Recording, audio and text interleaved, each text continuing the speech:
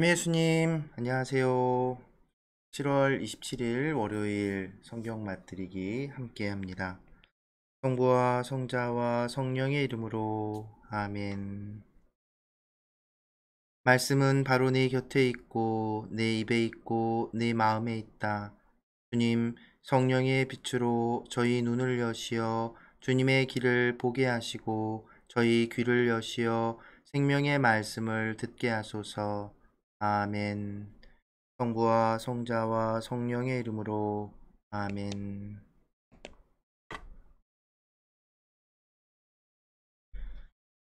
바벨탑. 온 세상이 같은 말을 하고 같은 낱말들을 쓰고 있었다. 사람들이 동쪽에서 이주해 오다가 시나르 지방에서 한 벌판을 만나 거기에 자리 잡고 살았다. 그들은 서로 말하였다. 자, 벽돌을 빚어 단단히 구워내자. 그리하여 그들은 돌 대신 벽돌을 쓰고 진흙 대신 역청을 쓰게 되었다. 그들은 또 말하였다. 자, 성읍을 세우고 꼭대기가 하늘까지 닿는 탑을 세워 이름을 날리자. 그렇게 해서 우리가 온 땅으로 흩어지게 하자. 그러자 주님께서 내려오시어 사람들이 세운 성읍과 탑을 보시고 말씀하셨다. 보라, 저들은 한 결의이고 모두 같은 말을 쓰고 있다. 이것은 그들이 하려는 일의 시작일 뿐, 이제 그들이 하고자 하는 것은 무엇이든 못할 일이 없을 것이다. 자, 우리가 내려가서 그들의 말을 뒤섞어 놓아 서로 남의 말을 알아듣지 못하게 만들어 버리자. 주님께서는 그들을 거기에서 온 땅으로 흩어버리셨다. 그래서 그들은 그 성읍을 세우는 일을 그만두었다. 그리하여 그곳의 이름을 바벨이라 하였다. 주님께서 거기에서 온 땅의 말을 뒤섞어 놓으시고 사람들을 온 땅으로 흩어버리셨기 때문이다. 셈에서 아브라함까지. 셈의 족보는 이러하다. 셈은 나이가 100세 되었을 때 아르팍삿을 낳았다. 홍수가 있은 지 2년 뒤의 일이다. 아르팍삿을 낳은 뒤 셈은 500년을 살면서 아들, 딸들을 낳았다. 아르팍삿은 35세에 셀라흐를 낳았다. 셀라흐를 낳은 뒤 아르팍삿은 403년을 살면서 아들, 딸들을 낳았다. 셀라흐는 30세에 에베르를 낳았다. 에베르를 낳은 뒤 셀라흐는 403년을 살면서 아들, 딸들을 낳았다. 에베르는 34세 되었을 때 펠렉을 낳았다. 펠렉을 낳은 뒤 에베르는 430년을 살면서 아들, 딸들을 낳았다.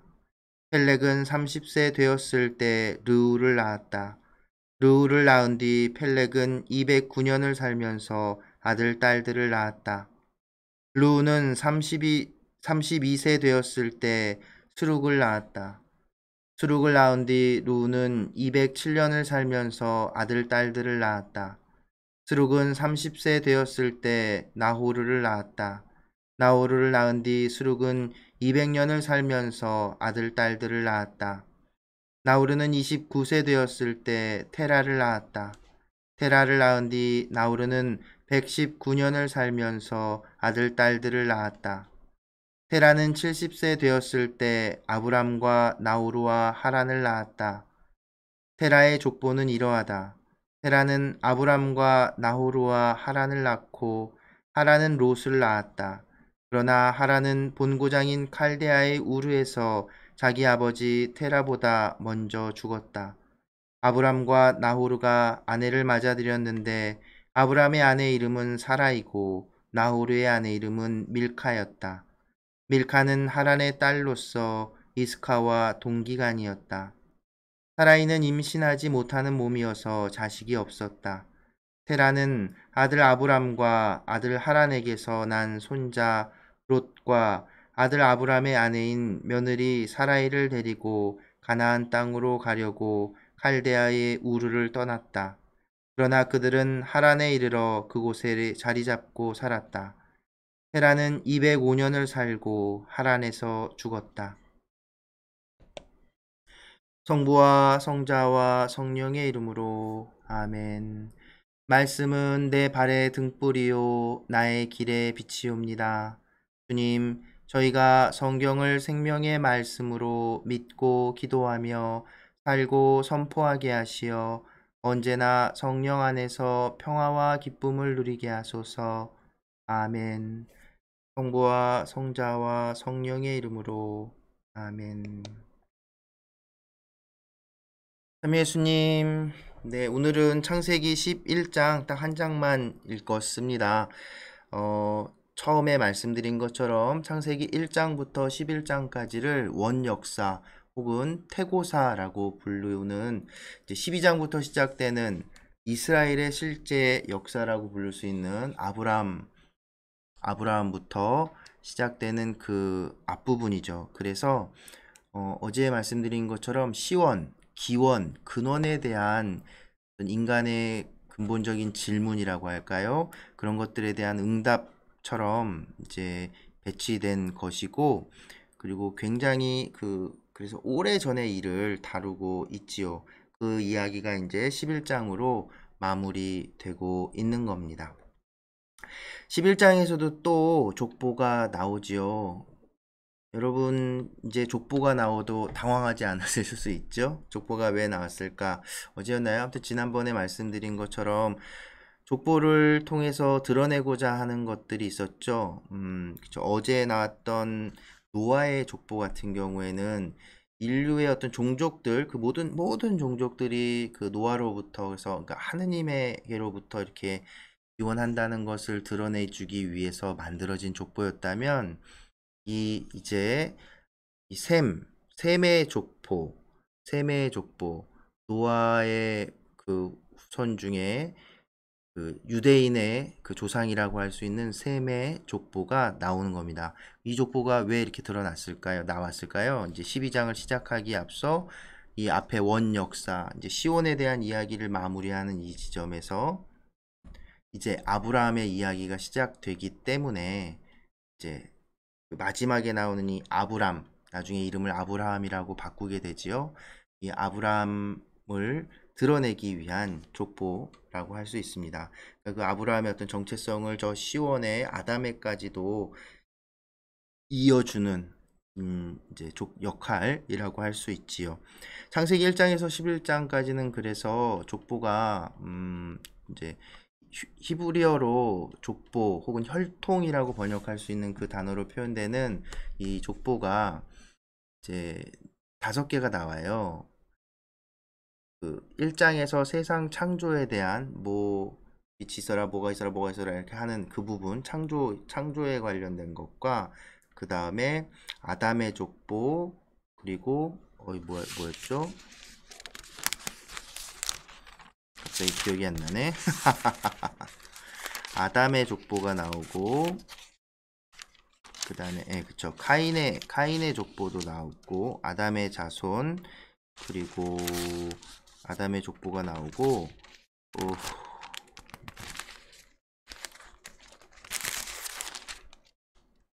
노아의 가계도가 나오고, 마지막으로 이 셈의 족보가 나타나게 됩니다. 그 이제 구조가 이렇게 지금 11장까지 전체로 이렇게 보니까 보이지 않으세요? 이야기가 있고, 아니죠. 이제 족보가 있고 그것에 대해 딸린 이야기들이 나오고, 그 다음에 또 새로운 족보가 나오고 그것에 딸린 그 인물들에 대한 이야기가 나오고, 이제 이런 구조인 겁니다. 이제 창세기 창조를 실질적인 어떤 인간의 족보라고 보지 않고 그 세상 창조, 어떤 면에서 보면 이제 질서, 한 처음의 상태는 카오스라고 불려서 혼돈의 상태였는데, 이제 하느님께서 그것의 질서를 마련해 주시는 것이지요. 그것을 하나의 창조의 어떤 족보라고 보고, 그다음에 아담과 하와 이야기가 나오고, 그것이 이제 또 아담과 하와의 죄로 인해서 혼돈이 찾아오죠. 그럼 다시 질서를 잡기 위해 족보가 하느님이 개입하시고 질서가 잡히고, 개입하시고 죄를 짓고 개입하시고 이런 과정이 1장에서 11장까지. 근데 이제 그 죄 혹은 악이 점점 이렇게 커지는, 한 인간의 어떤 잘못된 마음에서 폭력, 살인까지 벌어지고, 그것이 이제 모든 인간들, 온 세상에 만연해지고 그것을 통해서 물로 세상을 한번 싹 쓸었는데 이제 사람들이 그 이제 정말 인간 마음속에 있는 이 악이 치달아서 이제 하느님의 영역까지 또 침범하려고 하는 그 모습을 보이죠. 그게 바로 바벨탑 이야기입니다. 바벨이라는 말을 예전에는 이제 히브리어에서 발랄이라고 하는 히브리어 단어 동사인데 이제 흩트리다 뭐 뒤섞다 뭐 이런 의미를 가지고 있는 동사에서 파생한 이제 뜻이라고, 그래서 그 바벨탑이라고 부르는 견해도 있었지만 현재는 이제 이 성서학자들이 이 바벨탑을 바빌론의 탑이라고 해석하는 그 경향이 더 이제 강합니다. 이제 왜 그러냐면 창세기의 특히 1장에서 11장까지의 이야기들, 창조에 관련된 이야기들 말씀드릴 때도 잠깐 언급을 했던 것 같은데요. 유다 왕국이 바빌론이라는 대제국에 의해서 멸망합니다. 그래서 성전도 다 부서지고 성전, 궁, 솔로몬이 지은 성전과 궁이 그때 다 완전히 부서져요. 예수님 시대의 그 성전은 새로 지은 겁니다. 그 유배 갔다가 유배지에서 그 유배지의 그 황제가 예, 칙령을 내려서 돌아가게 해주고, 그래서 돌아와서 자기 이제 신앙과 이런 것들 재건하기 위해서 새로 지은 겁니다. 이제 어쨌든 바빌론이라는 큰 제국에서 멸망하고 나라가 완전히 박살나고 사람들은 다 노예로 바빌론 왕국으로 끌려간 거죠. 그렇게 고향 땅에서 끌려와 가지고 노예 생활을 하는, 꼭 마치 이집트에서처럼 노예 생활을 하는, 물론 이제 이집트로 간 것은 상황이 좀 다르지요. 근데 이제 그렇게 그 하던 그런 와중에 이제 뭐냐면 그 바빌론 제국에 있었다고 하는 지구라트라는 큰 성전을 그 바빌론 성전을 본 겁니다. 지금은 이제 부서져서 바빌론도 이후에 페르시아라는 제국에 의해서 멸망하고 그 신전도 부서지거든요. 그런데 어쨌든 그 기록에 남아 있고 지금은 이제 고고학자들이 발견한 그런 터나 이런 것들도 발견되고 있는데요. 어쨌든 그 지구라트라는 탑 모양의 이렇게 아주 높은 90m 가량 높이가 됐었다고 하니까 당시에는 어마어마한 크기로 느껴졌겠죠. 그 바빌론 신 마르둑을 모시는 신전이었는데 이 사람들이 이제 가서 그걸 본 거예요. 어마어마한 거죠. 그리고 또 뭐냐면 이 바빌론이 자기가 정복한 땅의 사람들을 끌고 와서 노예로 부렸거든요. 그러니까 어떻게 되겠어요? 여기저기서 사람들이 노예로 끌려왔겠죠. 다른 말을 쓰는 사람들을 이제 만나게 된 겁니다. 오, 놀랍죠. 여러분도 생각해 보세요. 세상이 이렇게 엄청난 존재도 있고, 그래서 이제 그들이 생각했던 건 우리가 믿던 하느님과 연결지어서 이 상황들을 해명을 해야 되는 거예요. 그래서 창조 이야기는 우리 야훼 하느님께서 결코 약하셔서 진 것이 아니라 우리가 잘못하고 우리가 그 죄를 지어서 벌 받는 차원이라고, 그래서 바빌론 황제에게 우리를 붙이신 거다. 바빌론도 하느님의 안에 있는 거다. 그래서 세상을 창조하신 하느님에 대한 이야기, 이 믿음이 생겼다고 말씀드렸죠. 거기에 이제 덧붙여서 그 기원설화의 성격을 띤, 그래서 그것을 그 지금 처음 맞닥뜨린 이 상황들을 그 저 원래 앞에 하느님의 영역으로 돌려서 설명을 시도하고 있는 겁니다. 말이 이렇게 다른 말을 쓰는 그 우리랑 똑같이 생겼는데 다른 말을 쓰는 사람들에 대한 이야기를 이제 그 이유를 이렇게 바벨탑 이 이야기로 설명하려고 이제 했던 것이지요. 어찌됐든 이제 이 1장에서 11장까지 태고사, 원역사 이야기를 통해서 우리가 이제 확인할 수 있는 것은 다른 것이 아니라 이 인간의 이 내면 안에 마음속에 처음부터 자리 잡고 또 점점 더 커질 수 있는 이 풀리지 않는 수수께끼, 악이라고 하는 것. 또 한편으로는 하느님께서 선하시고 자비로우신 하느님께서 그 만들지 않았을 텐데 그 하느님의 것이 아닐 텐데 이 세상에 만연되어 있는 이 악에 대한 문제, 죄란 무엇인지에 대한 문제, 그것을 이제 인간의 그 삶의 모습들에서 발견하고 그것이 왜 있는 것인가 고민을 한 끝에 이런 해답을 제시하는 것이지요. 그래서 오늘을 살아가는 우리에게도 의미가 있는 겁니다. 이들이 말하는 그 인간의 본래 어떤 모습들, 그 마음의 움직임들, 그런 것들이 오늘날 우리에게도 발견된다는 것이지요. 그래서 죄라고 하는 건 다시 한번 정리하면 하느님께 거스르는 것, 하느님을 등지는 것. 그래서 하느님께 그것이 죄고 그 죄의 결과는 하느님을 등지기 때문에 어둠 그리고 악이 우리 안에 자리하게 되는 겁니다. 원래는 하느님이 계셔야 될 곳에 악이 존재하는 거죠. 그걸 다르게 표현하면 우상이 있고요. 그래서 1장에서 11장까지는 우리 인간이 그렇게 하느님의 모상으로 창조되었지만 하느님의 너무나 크신 자비로 너무 큰 선물을 받았는데 그 선물을 잘못 사용했을 때 벌어지는 이 결과물들. 그래서 하느님은 계속해서 인간에게 개입하시죠. 인간 마음을 움직이기도 하시고 직접 혼내기도 하시고 그게 이제 10원 역사에 나오는 겁니다. 그것도 창조의 관점에서 보면 질서를 마련하셨는데 인간이 혼돈을 가져와요. 그럼 또 다시 질서를 세우시고 뭐 이 과정이라고도 표현할 수 있겠습니다.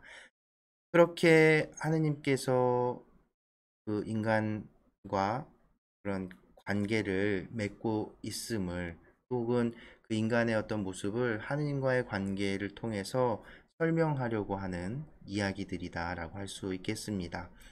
그리고 그래서 1장에서 11장까지는 실제로 있었던 일을 기록한 것이라고 생각하면은 그거는 좀 잘못된 오해를 불러일으킬 수도 있음을 왜 쓰여졌고 무엇을 이야기하고자 했고 또 그 전해져 오는 그 설화들을 이용해서 어떤 메시지를 우리에게 또 오늘 사는 우리에게까지도 전달해 주는지 그것을 발견하는 것 그것이 가장 큰 중요한 것이고 그 메시지는 인간 안에 내포되어 있는 이게 악의 가능성 끊임없이 그것은 이제 원죄로 끝나는 것이 아니라 지금까지도 이어지고 있다는 것.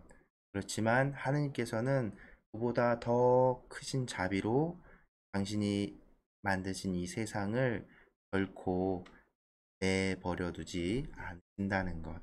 끊임없이 우리와 관계를 맺으신다는 것. 이제 이어지는 12장부터 이어지는 이야기들을 성조사라고 부릅니다. 성조, 이스라엘의 거룩한 조상들. 그래서 그 거룩한 조상들의 이야기, 아브라함으로부터 시작되는 그 이스라엘의 본래 역사라고 할 수 있는 그 이야기들 안에서 이제 하느님께서 구체적으로 어떤 한 인간 또 더 확장해서는 그 한 민족과 관계를 맺으면서 어떤 식으로 인간에게 개입하고 인간을 그 이끌어주고 구원하시는지 그 모습을 자세하게 1장에서 11장까지는 정말 크게 이렇게 보여줬다면 이제 12장부터는 좀 더 구체적으로 그런 모습들 하느님이 어떤 분이신지를 그것을 통해서 그 관계를 통해서 그 모습을 쫙 보여주게 되는 것이지요. 그래서 그 구약 성경은 이제 창세기 이제 이스라엘의 역사라고도 하잖아요. 이스라엘의 역사라고도 할 수 있고 그리고 이스라엘의 율법이기도 하고요. 그렇지만 그건 다 떠나서 그 말 그대로 구약, 옛 계약, 하느님과 인간이 맺은 계약, 하느님께서 인간에게 해주신 약속, 그 약속은 번성하고 당신이 주신 축복, 땅에서 번성하고 이렇게 널리 퍼져서 살라는 그 약속, 그것이 어떻게 실현되는지를 보여주는 겁니다. 인간이 불충해서 죄를 계속 지어요. 죄를 지은데 그럴 때마다 그럼에도 더 크신 자비로 결코 지금까지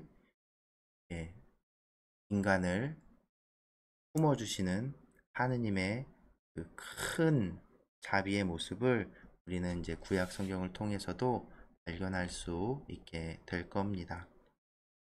그래서 오늘 함께 시작했던 성가는 주 하느님 크시도다 성가였어요.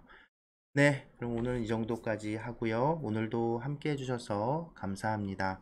오늘은 이제 되게 짧게 됐지만 이제 앞으로 이제 조금씩 길어지기도 하고 성경 맛들이기의 목표는 단지 성경 전체를 통독하는 것만이 아닙니다. 더 중요한 목표는 매일 성경을 읽는 습관을 기르는 것입니다. 네. 그러니까 여러분들 오늘도 함께 해주셔서 감사하고 앞으로도 계속 이 성경 함께 읽는 이 시간들 매일 성경 읽는 것 놓치지 마세요.